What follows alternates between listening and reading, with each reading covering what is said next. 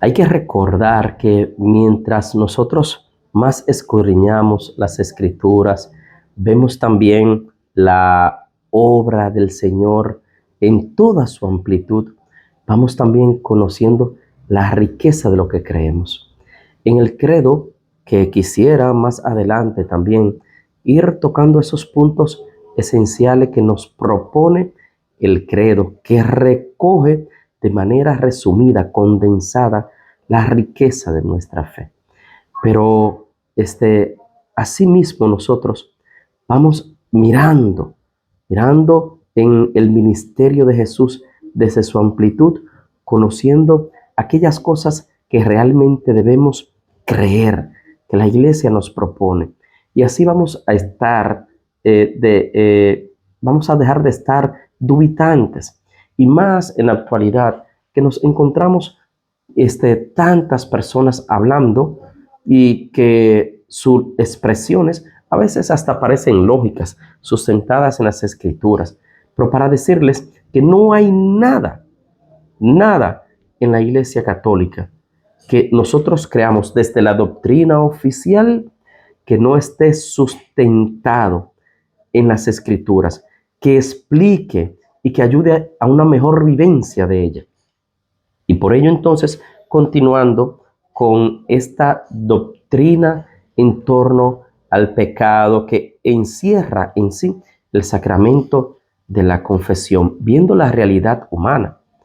Oye, la realidad humana es, sí, somos pecadores, es cierto, no podemos negarlo, pero también hemos sido marcados, sellados, salvados por Jesucristo.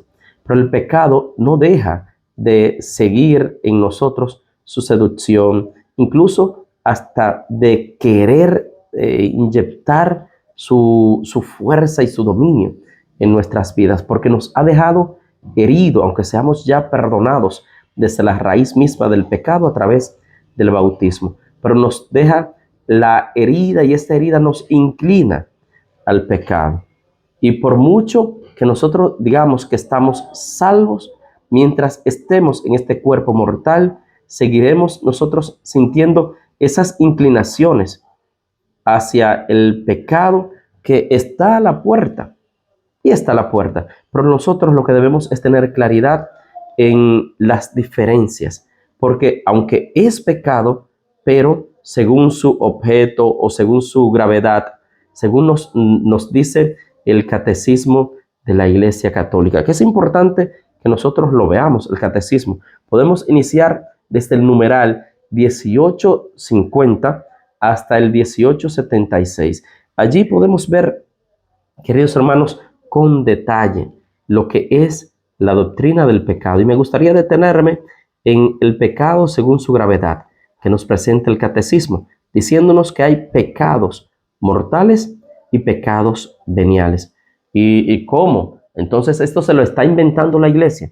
Yo quisiera que veamos la primera carta del apóstol San Juan en su capítulo 5, nos dice de esta manera a través del versículo 16.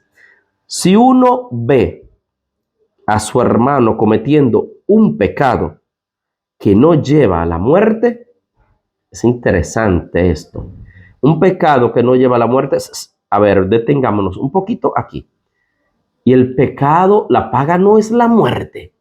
Entonces estamos contradiciendo las escrituras. No, de ninguna manera.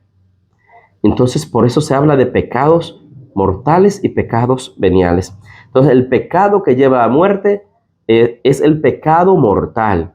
Aquel pecado que es pecado, pero que solamente nos debilita, nos hiere, pero que no nos aparta en su totalidad de la gracia, es lo que llamamos pecado venial. Entonces dice,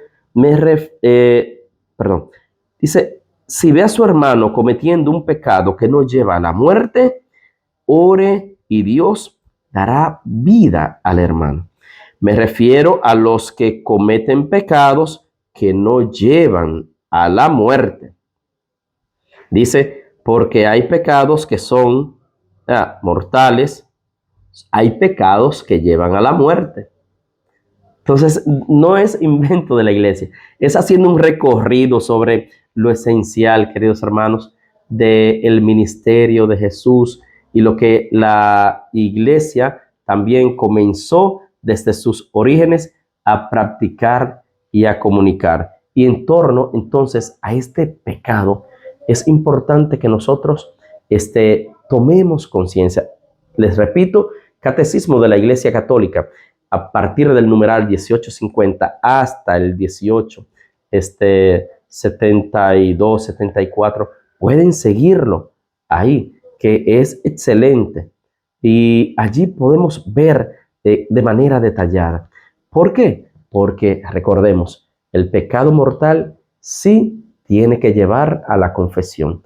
El pecado venial no necesariamente tiene que llevar a la confesión, a menos que haya ya un cúmulo abundante de esos pecados veniales que puedan apartar en la totalidad de la gracia de Dios. Que Dios te bendiga.